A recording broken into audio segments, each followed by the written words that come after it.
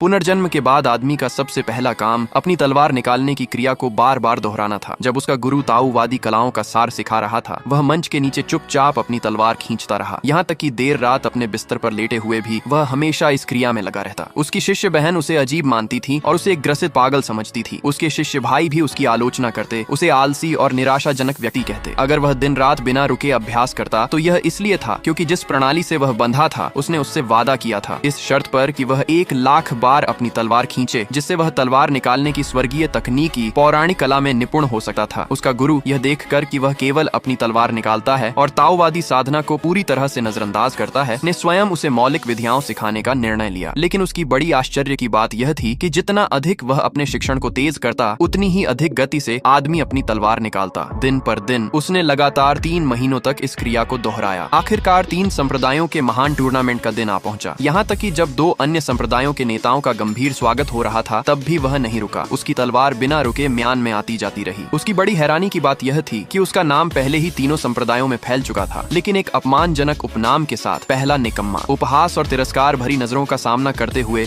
उसने कोई ध्यान नहीं दिया। चाहे कोई कुछ भी कहे, वह केंद्रित रहा और अपनी तलवार निकालने की क्रिया को दोहराता रहा। यह देखकर उसका गुरु शर्म से लाल चेहरा लिए ने तुरंत प्रतियोगिता के आधिकारिक उद्घाटन की घोषणा की। शुरुआत से ही स्वर्गीय तलवार संप्रदाय के एक अहंकारी शिष्य ने हावी रवैये के साथ चुनौती दी। उसके संप्रदाय में केवल बड़ी बहन, जो पहले ही जन्मजात क्षेत्र के चरण तक पहुंच चुकी थी, में उसका सामना करने की ताकत थी। लेकिन सभी अपेक्षाओं के विरुद्ध, हालांकि वे एक ही स्तर पर थे, वह कुछ ही प्रहार में पराजित हो गई और शर्मनाक हार में लौट गई। आदमी अभी भी मंच से तलवार निकालता रहा। एक चतुर शिष्य भाई ने उसका नाम पुकारते हुए अचानक सबका ध्यान उसकी ओर मोड़ दिया। आदमी समझाना चाहता था, लेकिन वह भाई छिपे इरादों से भरा तुरंत उसकी ओर अंगूठा उठाया। इस मंचन द्वारा निर्देशित सबकी नजरें बड़ी उम्मीद के साथ उसकी ओर मुड़ गईं। मजबूर होकर वह मंच पर चढ़ गया। स्वर्गीय तलवार संप्रदाय का अहंकारी शिष्य यह देखकर कि वह पहले निकम्मे का सामना कर रहा है, हंसी में फट पड़ा। उसके शब्द व्यंग्य से भरे हुए थे, लेकिन अगले ही क्षण आदमी के शरीर से एक शक्तिशाली और दबाव डालने वाला आभामंडल फूट पड़ा, जिसने सभी को चौंका दिया। प्रतिद्वंद्वी उसे सबक सिखाने के लिए अपनी तलवार निकालने की तैयारी कर रहा था, लेकिन आदमी ने अचानक अपनी तलवार म्यान में डाल दी। इस क्रिया ने पूरे सभागार को स्तब्ध कर दिया। संदेह और उपहास का सामना करते हुए वह अडिग रहा और भी तेजी से तलवार निकालता रहा। वह 1,00,000 के लक्ष्य से केवल दर्जन भर क्रियाओं की दूरी पर था, लेकिन इससे पहले कि वह उसे प्राप्त करता, उसका प्रतिद्वंद्वी क्रोध से पागल होकर उसे लात मारकर उड़ाकर फेंक दिया। फिर भी आदमी उठ खड़ा हुआ और तलवार निकालता रहा। इस तरह नजरअंदाज किए जाने पर अहंकारी शिष्य गुस्से से फट पड़ा और उसे मारने के लिए अपनी तलवार निकाल ली। इस निर्णायक क्षण पर आदमी ने आखिरकार अपनी 1,00,000वीं तलवार निकालने की क्रिया पूरी की। एक पल में एक विनाशकारी आभा मंडल, जैसे आसमान और पृथ्वी को नष्ट करने वाला तूफान, उससे फूट पड़ा, जिसने पूरी सभा को स्तब्ध कर दिया और उसकी शक्ति से सभी दंग रह गए।